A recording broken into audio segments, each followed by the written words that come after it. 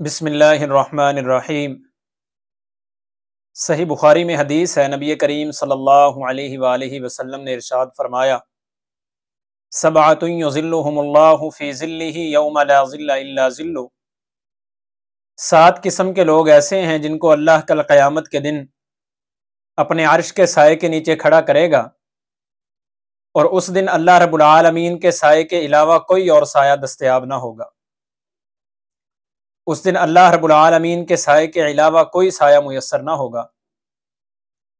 آپ نے فرمایا سب سے پہلا شخص الامام العادل، وہ قاضی، وہ جج جو عدل و انصاف کے ساتھ فیصلے کرتا ہے، عدل و انصاف کے اوپر مبنی فیصلے سناتا ہے، کتاب و سنت شریعت محمدیہ صلی اللہ علیہ وآلہ وسلم کو سامنے رکھتے ہوئے فیصلہ کرے گا۔ اللہ رب العالمین اس کو کل قیامت کے دن عرش کے سائے کے نیچے کھڑا کرے گا۔ اور دوسرا شخص وشاب نشا فی عبادت ربہ، وہ نوجوان جس کی جوانی اللہ رب العالمین کی عبادت کے اندر گزری، اللہ رب العالمین اس شخص کو بھی کل قیامت کے دن اپنے عرش کے سائے کے نیچے کھڑا کریں گے۔ تو جوان کے لیے یہ بہت بڑی خوشخبری ہے کہ اگر اس کی جوانی اللہ رب العالمین کی عبادت کے اندر صرف ہو جائے، مشغول رہے وہ اپنی جوانی کے اندر اللہ کی عبادت میں، تو وہ اللہ رب العالمین کے عرش کے سائے کا مستحق ٹھہرے گا۔ اور تیسرا شخص فرمایا وَرَجُلٌ قَلْبُهُ مُعَلَّقٌ بِالْمَسَاجِدِ، وہ شخص جس کا دل مسجد کے ساتھ اٹکا رہتا ہے، مسجد کے ساتھ لگا رہتا ہے، مسجد سے جاتا ہے تو اس کا دل بے چین رہتا ہے،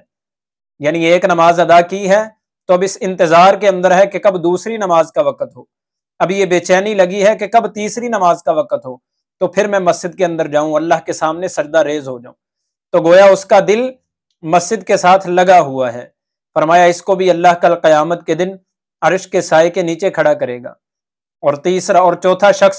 فرمایا وَرَجُلٌ تَحَابَّ فِي اللَّهِ، اور چوتھا شخص فرمایا وَرَجُلَانِ تَحَابَّ فِي اللَّهِ اجْتَمَعَ عَلَيْهِ وَتَفَرَّقَ عَلَيْهِ، چوتھے وہ دو مسلمان بھائی ہیں جو آپس میں ایک دوسرے سے اللہ رب العالمین کی رضا کے لیے محبت کرتے ہو، ان کی محبت کا مقصد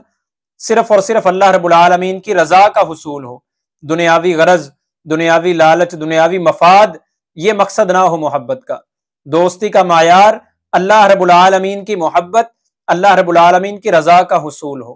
تو ایسے دو مسلمان بھائیوں کو بھی اللہ کل قیامت کے دن عرش کے سائے کے نیچے کھڑا کرے گا۔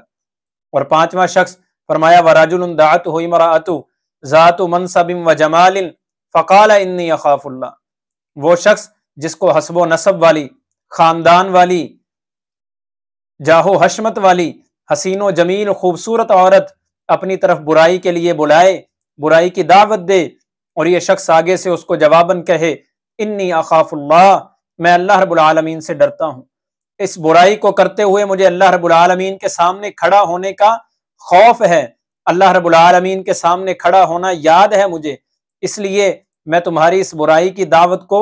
نظر انداز کرتا ہوں، مسترد کرتا ہوں، میں اللہ رب العالمین کے سامنے پیش ہونا ہے ایک دن۔ اس وجہ سے اللہ کے ڈر اور اللہ کے خوف کی وجہ سے وہ حسین و جمیل حسب و نسب والی عورت کی برائی کی دعوت کو ٹھکرا دے، مسترد کر دے۔ فرمایا اس کو بھی اللہ رب العالمین کل قیامت کے دن عرش کے سائے کے نیچے کھڑا کریں گے۔ اور چھٹا شخص وَرَجُلٌ تَصَدَّقَ بِصَدَقَةٍ فَأَخْفَاهَا حَتَّى لَا تَعْلَمَ شِمَالُهُ مَا تُنْفِقُ يَمِينُهُ، فرمایا وہ شخص جو اس قدر چھپا کر صدقہ کرے، اس قدر مخفی انداز سے صدقہ کرے کہ مثال دی کہ گویا دائیں ہاتھ سے صدقہ کر رہا ہے اور اس کے بائیں ہاتھ کو خبر ہی نہیں کہ اس نے کیا صدقہ کیا، یعنی آس پاس کسی کو خبر ہی نہ ہو، اس کی اپنی بیوی بچوں تک کو خبر نہ ہو کہ اس نے کیا اللہ رب العالمین کے رستے کے اندر صدقہ کیا۔ یہ صدقہ